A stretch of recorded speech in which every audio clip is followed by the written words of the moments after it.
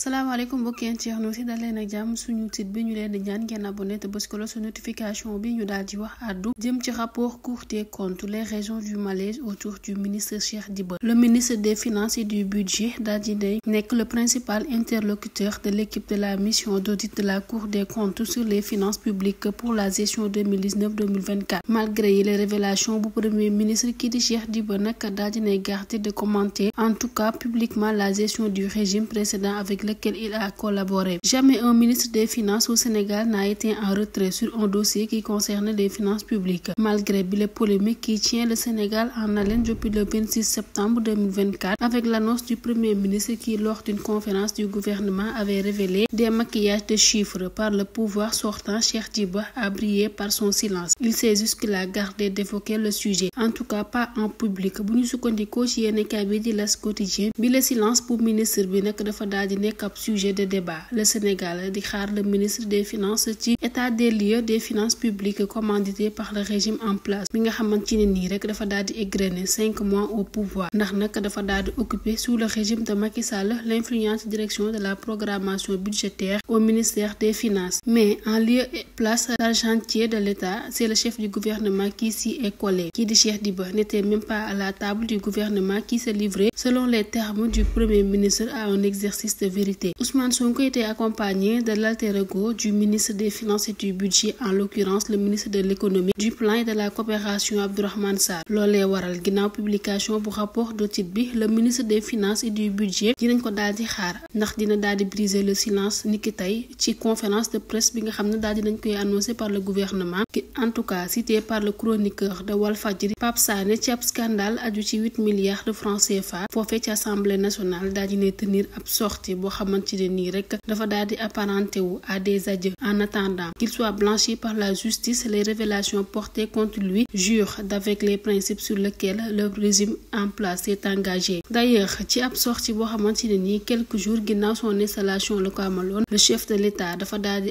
woowoon yile membre bu gouvernement à être irréprochable. Si l'un d'entre vous, en toute responsabilité et en toute connaissance de cause, décide dans l'intimité de son bureau de transgresser, il ne peut entraîner une personne dans une solidarité gouvernementale. Ce n'est pas notre rôle et nous devons tous le comprendre. Loolee nag moo di ay choix yi nga xamante ne nii moom la ñu war a daal di assumer par les auteurs, avait fait valoir le président Bassirou Diomaye Faye. En tout état de cause, le ministre des Finances semble être à l'étroit dans ce gouvernement où il est perçu comme un résidu de l'ancien régime. Bu ñu sukkandikoo ci yéenekaay bi di L'As Quotidien. Bu ñu jugee ci lool dañuy daal di wax àddu jëm ci li nga xamante ne nii rek ba léegi moo ñeel wàllum Cour des comptes. Kii di El Malick nag daal di ne amal ab appel. Si les militants de Pastef suivent à la lettre l'appel du président de l'Assemblée nationale bi le rapport de la Cour des comptes sur la gestion des finances publiques diggante 2019 jàpp 2023 dina daal di couler beaucoup d'encre et de salive ci ab message boo xam ne da ko daal di poster sur son plateforme. Kii di El Malick Ndiaye nag daal di ne invité yi les partisans bu parti au pouvoir ci ñu emparer du document et à le commenter. À tous les patriotes, vous avez de la matière, a-t-il lancé. Que personne ne vous distrait. Prenez le rapport de la Cour des comptes, ligne par ligne, chiffre par chiffre.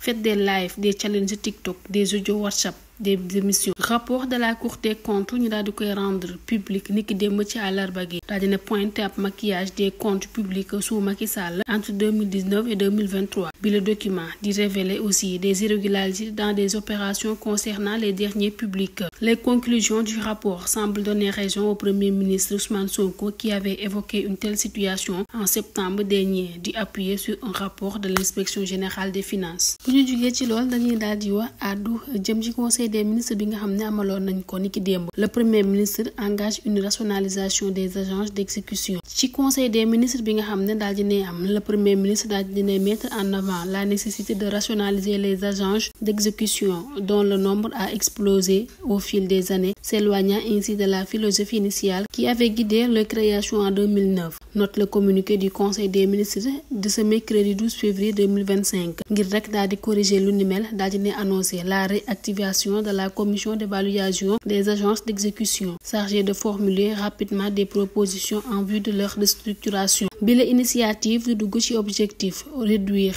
le train de vie de l'État conformément aux engagements du gouvernement. Toujours selon le communiqué, le Premier ministre également daal dina présenter le calendrier des réunions et conseils interministériels qu'il compte présider au premier semestre 2025. 12 sessions sont d'ores et déjà programmées avec des sujets prioritaires lu ci mel ni Air Sénégal ak AIBD, l'éducation nationale, le pèlerinage à la Mecque 2025, l'économie sociale et solidaire, l'agriculture et le tourisme, le logement social, les programmes civiques et citoyens, les Jeux olympiques de la jeunesse Dakar 2026 ak lii di lutte contre le trafic de bois et la déforestation. Le Premier ministre daal dina insister sur l'importance du calendrier législatif qui sera particulièrement chargé en 2025 dans le cadre de la mise en œuvre de l'agenda de transformation systémique Sénégal 2050. Daal dina exhorter les ministres à veiller à la qualité des avant-projets de loi préparés par leurs services juridiques et à respecter strictement le processus de validation hiérarchique. Ci jeexal daal dina instruire les ministres en charge des infrastructures portuaires, de l'énergie, de l'intérieur et de l'environnement si ñu finaliser rapidement les travaux bu port minéralier et vraquier de Bargny.